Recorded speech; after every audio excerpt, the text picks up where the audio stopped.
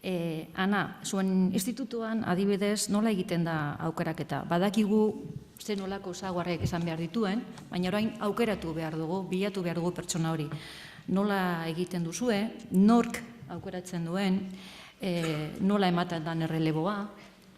Bueno, gauza bada, zen ikusita zenolako irizpideak aipatu dituzuen, batzutan, aukeraketa oso horreza izan behar da, zen ez dut uste hor bat baino gehiagorik egongo denik, ez? Urrengo egingo duzu.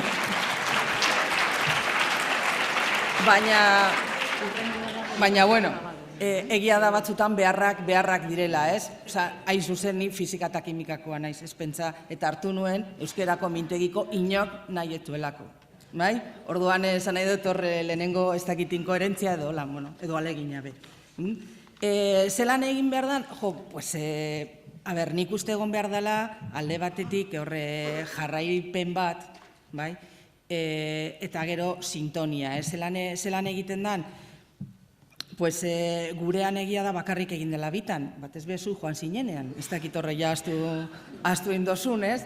Orduan izan zen batzorde kideen artean erabaki genuen, ez? Eta, bueno, bat zuzendaritzako barruan zegoen, ezin zuen, beste batek beste proiektu batean zegoen, eta, bueno, azken finean, izan ziren pizka bat beharrak, ez? Egia da, nik uste, guztiak ez, baina batzuk, ninot, zuzendaritzak eta klaustroren babesa nolabait izan banuela,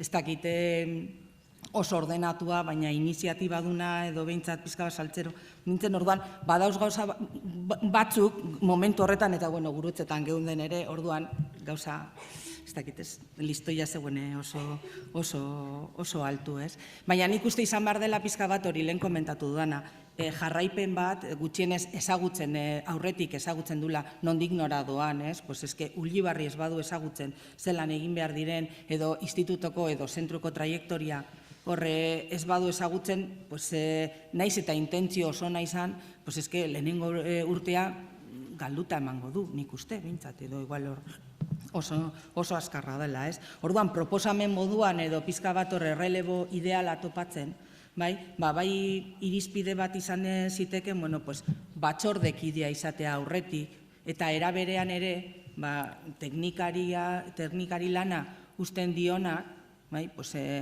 jarraitzeko urrengo urtean, batzordean, nolabait, akuilun moduan edo lagungarri, ez? Nik ere ez dut ikusten, badakit horre jarraipena ona dala, zen ezken finean guztioi ematen digu soltura, erosotasuna, eta eta jantzitago gaude, ez? Baina gero ere vitalizio izateko nik arriskua ikusten dut, ez?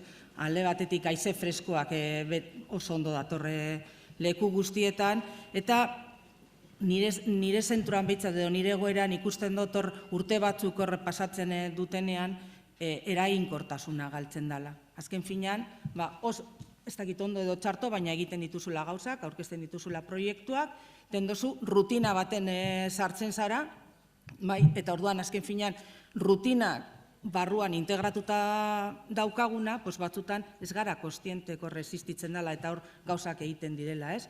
Orduan, burokrazia, igual oso ondo funtzionatuko da, baina egunerokotasunean nik uste eraginkortasuna galtzen dela. Orduan, nik ez dakit oreka, ez? Ez da horre eskapatzeko, baina oreka horre jarraipen bat eta vitalizio izan barik, ez dakit horrela horre proposatuko nuke. Beste aukera bat ere izan daitekela, lau urtean behin, Ulibarren arabera lau urtean behin, egiten dira horre lau urteko proiektuak, ez? Orduan, horrek sasoi horrekin ere, igual, izan daitekela egoera, ez dakit egokia edo horre aldaketa egiteko. Baina, hori ere tokian tokiko egoerak eta baldintzak, ez? Bale, eskerrik asko.